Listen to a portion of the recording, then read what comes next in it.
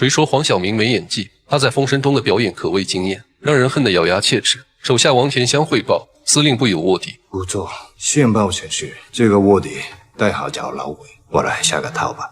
王田香的表情意味深长，合着你知道有卧底，连代号都清楚，还叫我去抓人，明摆着是对自己的试探。如果自己明知有内鬼还抓人，就成了通风报信。还好自己没抓。武田之所以考验他，是因为接下来的抓鬼任务要交给他。老鬼是老枪的下级，由老鬼在司令部获取情报，传递给老枪。为了揪出老鬼，武田给司令部发送了一条密电：日军中将挂尾良夫邀请张司令在10月31日晚到西郊百草堂开会。由于密电级别较高，如果在城隍庙的告示栏出现了开会的信息，那说明老鬼就在接触过密电的几人当中。一组长镜头快速介绍了5个重要人物。王伟华东剿匪司令部内获益密电内容的译电组组长李明玉将密电翻译成书面文件，随后由收发专员顾小梦将文件送